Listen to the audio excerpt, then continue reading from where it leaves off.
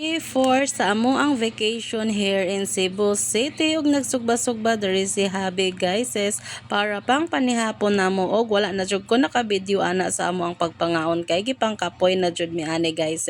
Then morning na pod ni siya pagkaugma then ako ang mother-in-law dira nag-ilis-ilis na siya kay Ate Sophie og ganahan pod kay si Sophie sa iyahang gihatag ana guys. Ganahan jud kay siya conservative gid kini nga bata. Og diri nga side na po diri si Habi og ang partner sa ko ang sister-in-law og nagayo-ayo na sila dira sa Bingwit.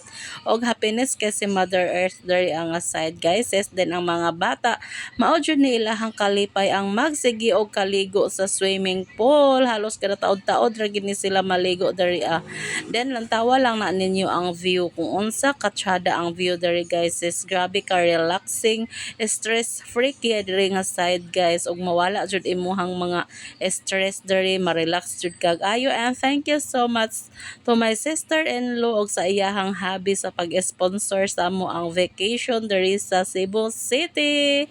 Og nalingaw kayo ming tanan, happiness jud kay tanan guys.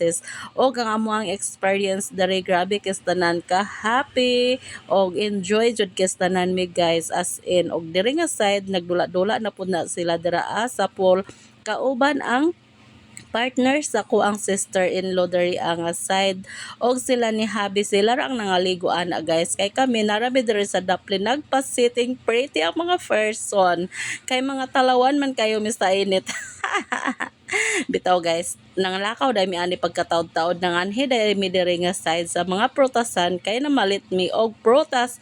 Og guys, grabe ilahang mga prutas diri presyo guys.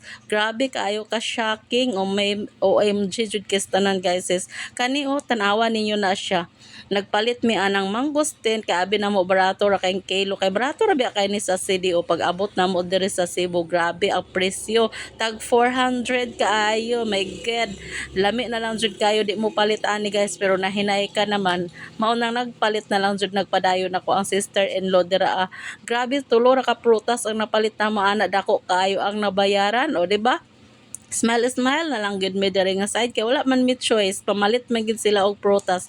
After ani guys so nanlakaw na pod mi sa unahan, so relax time sa ang mga person diri guys. So nagpagwapa-gwapa ni sila sa ilahang mga kuko, nagpa-foot spa, nagpaunsa ni sila diri. Then wala day ko ni apil ana guys kay ako ra jud ang galimpyo sa ako ang kuko, dili jud ko gapalimpyo sa lain guys. No ever since good guys.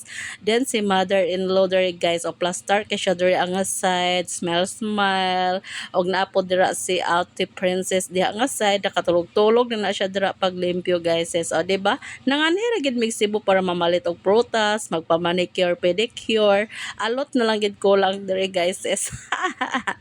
Og after ani nanguli na mi guys, then sila Ate Princess o Kuya Zion then Ate Sophie nagdula pod ni sila diri sa pool dapit og lingaw jud kay tanan sila guys. O di ba loy kay si Kuya Zion kay siya ra isa ang laki diri nga side og lima ra po din ni sila kabuk ang cousins guys. So duha ang anak sa ko ang sister-in-law og tulo pod ako ang mga anakens. Then happiness jud kay miss amo ang paglaag diri guys.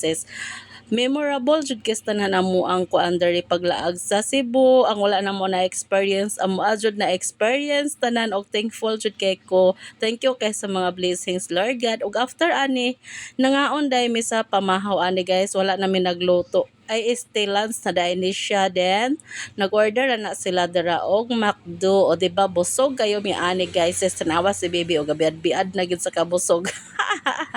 Og nanggiloyan na dahil sila, pero si Zania after ligo ani kaon is life gid ni siya guys.